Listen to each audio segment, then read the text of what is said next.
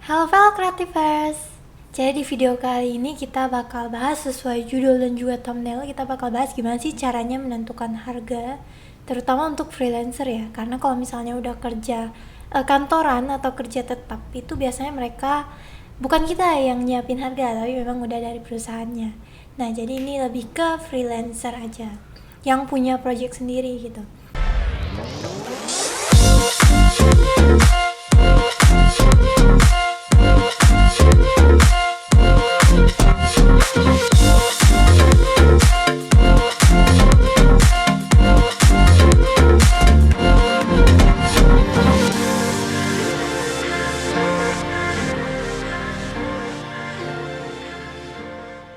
Nah, jadi kemarin ada yang nanya seperti ini. Nah, jadi daripada ke UI UX doang, jadi aku mau bahas yang secara umumnya aja, karena basically semuanya juga sama sih. Jadi bakal aku bahas untuk yang generalnya aja. Oke, langsung aja kita mulai dari yang pertama. Oke, yang pertama itu ada pembayaran yang hitungannya itu uh, objektif. Jadi sesuatu hal yang kita bisa hitung kuantitinya, itu kita bisa pakai yang pertama ini. Nah, contohnya kalau misalnya di UI UX itu kita bisa hitung per page atau per screen, itu bisa. Nah, kalau untuk yang lain misalnya kayak Illustrator, itu bisa juga ada yang hitungnya itu per kepala. Jadi misalnya ada 5 orang berarti hitungannya 5 gitu. Nah, jadi itu bisa juga kalian patok harga per sebuah elemen atau sebuah hal yang bisa dihitung. Jadi misalnya kalau di UI design kita patok harga satu page-nya itu $50. Nah, maka kalau ada 20 page kita dibayar $1.000. Kira-kira seperti itu. Nah, untuk rate yang ini itu ada plus minusnya. Yang pertama, untuk plusnya harganya itu pasti. Jadi ibaratnya klien udah nyiapin harga dan juga nyiapin apa aja yang perlu kita bikin. Jadi intinya kalau makin banyak objektifnya atau makin banyak halamannya, maka makin banyak juga cuan yang kita dapat. Tuh.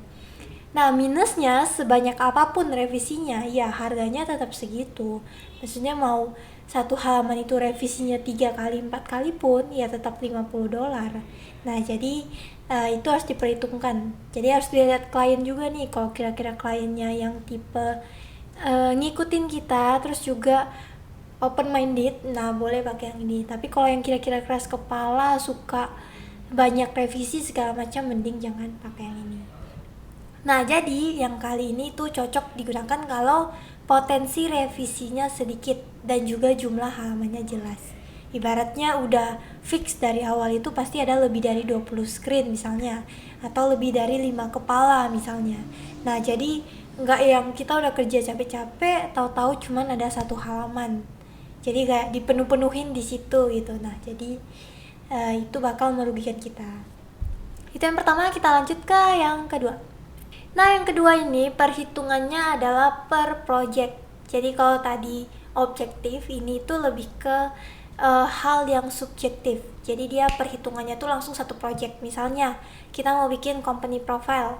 Nah, itu udah nggak ada hitung-hitungannya, mau berapa page segala macam, ya udah satu project company profile tuh misalnya di harga 4 juta, 5 juta. Nah, ya udah langsung segitu. Nggak ada lagi kayak oh nanti kalau nambah page segini, enggak gitu. Jadi benar-benar udah fix per projectnya. Nah, untuk yang ini kita harus briefing dulu, jadi harus tahu dulu apa yang mau kita kerjain, baru bisa ngasih harga dong. Kalau yang tadi kan ya udah tinggal sebutin aja ada berapa halaman, kita udah bisa langsung ngasih harga. Kalau yang ini nggak bisa gitu, jadi kita harus briefing dulu, udah jelas briefnya seperti apa yang mau dikerjain, baru bisa ngeluarin harga. Nah, untuk plus minusnya, untuk yang ini plusnya itu harganya itu fix sebelum mulai project. Nah, jadi ibaratnya klien udah nyiapin duitnya dulu yang kita udah tentuin tadi. Dan plusnya lagi, makin cepat kita selesain, ya udah berarti makin cepat juga istirahat dan makin cepat cair duitnya. Ibaratnya seperti itu. Jadi misalnya nih kita udah bikin sebuah project company profile 4 juta tadi kan. Nah, ya udah misalnya kita bisa selesaiin dalam waktu 1 minggu atau 2 minggu, ya udah 2 minggu selanjutnya kita udah bebas gitu, nggak perlu kerja lagi, maksudnya seperti itu. Nah tapi kalau memang ada project tambahan, project lagi, ya kerja lagi, cuma maksudnya lebih cepet cairnya gitu, kita bisa nentuin sendiri. Jadi kalau misalnya yang per halaman tadi kan, ya udah kalau misalnya ada halaman lagi baru kita desain lagi, dibayar lagi, ada halaman desain lagi, bayar lagi. Ibaratnya belum tentu langsung selesai, belum tentu juga bakalan lama selesainya gitu. Terus minusnya sama, sebanyak apapun revisinya ya duitnya bakal segitu-segitu aja. Misalnya nih, ternyata projectnya itu lama banget selesainya, yang harusnya tadinya di timeline 2 bulan ternyata lebih dari 2 bulan, jadinya 3 bulan, 4 bulan, tapi duitnya ya segitu-segitu aja, jadinya kita rugi di waktu. Jadi maksudnya kita udah nyiapin timeline nih, ternyata belum selesai tepat waktu, jadinya kita ngerjain lagi tapi ya duitnya nggak nambah, tetap segitu. Jadi itu juga salah satu minusnya. Nah untuk yang ini lebih cocok digunakan kalau potensi revisi sedikit dan bisa dikerjakan dengan cepat. Jadi misalnya project ini kayaknya bisa cepet selesainya, terus juga kayaknya kliennya oke, nggak banyak revisi. Nah ini bisa pakai yang per project tadi. Kita lanjut lagi ke yang ketiga. Nah yang ketiga ini dibayarnya per jam atau hourly. Jadi simpelnya ya kita dibayar sesuai berapa lama kita ngerjain hal itu. Jadi misalnya kita udah netapin kita punya rate 1 jam itu adalah $35 atau 500.000, maksudnya seperti itu.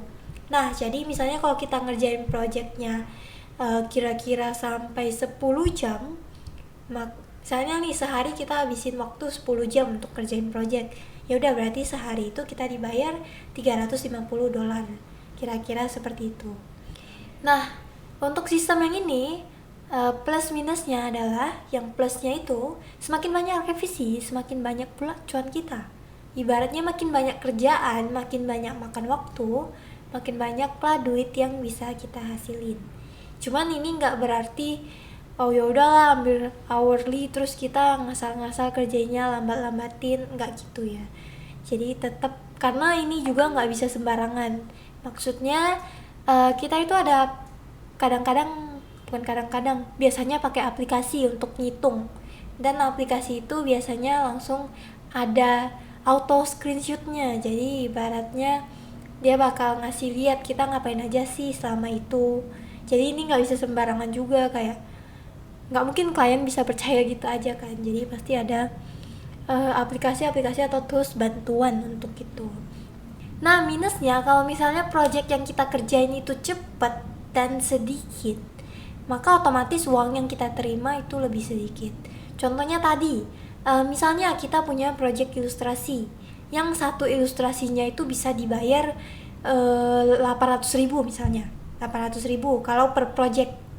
Jadi satu project ilustrasi itu misalnya 800.000.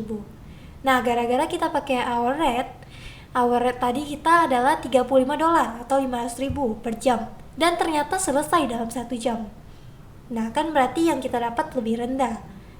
Tadi per project 800.000 dan per jamnya cuma 500.000. Nah jadi ini juga harus diperhatiin yang mana yang kira-kira kita lebih untung gitu. Jadi kalau misalnya kerjaannya itu sedikit dan kayaknya cuma makan waktu sebentar, jangan pakai yang hour rate. Tapi kalau yang kira-kira kompleks, butuh waktu buat research segala macam, boleh coba pakai yang hour rate tadi.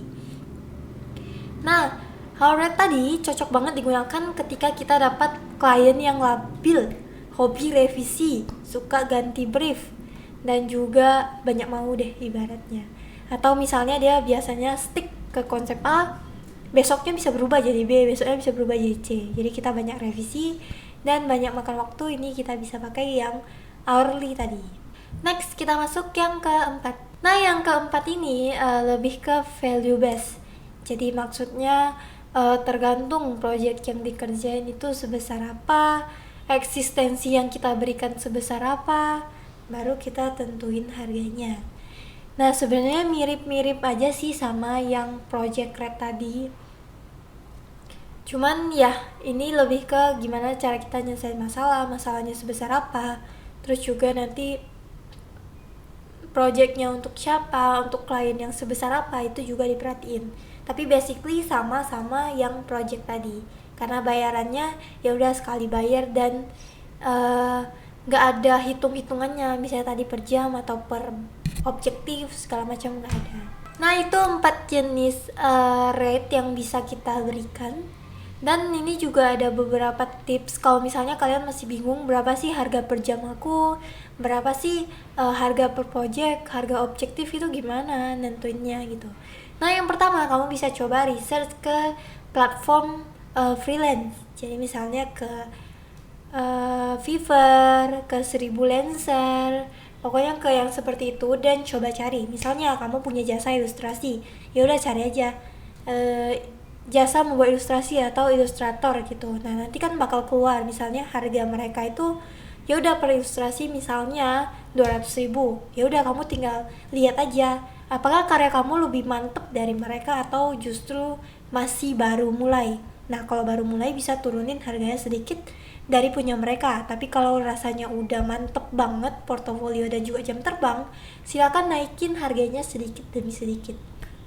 Dan ini nggak apa-apa sih kalau misalnya baru mulai, cobanya ngasih harga yang lebih rendah dulu, karena rendah aja belum tentu orang mau kan. Nah jadi kita kumpulin dulu portofolio dan jam terbang, nanti pelan-pelan itu rate-nya bakal naik sendiri. Nah itu yang pertama, research ke platform. Yang kedua, cek jam terbang. Kalau baru mulai seperti tadi bisa coba kumpulin portofolio dulu. Nah yang ketiga, cek kliennya, apakah UMKM atau company besar atau bonafit segala macam, itu juga berpengaruh. Karena ibaratnya kalau misalnya kita ngerjain untuk UMKM mungkin nggak terlalu kompleks, kita nggak perlu yang research sampai gimana-gimana. Nah tapi kalau udah gede banget company-nya, kompetitornya udah jelas, udah besar banget, itu kita harus lama di riset. Jadi itu kita bisa naikin sedikit harganya, karena reputasinya, eksistensi desain juga bakal ngaruh banget ke company gede. Terus yang keempat, riset dulu projectnya apa.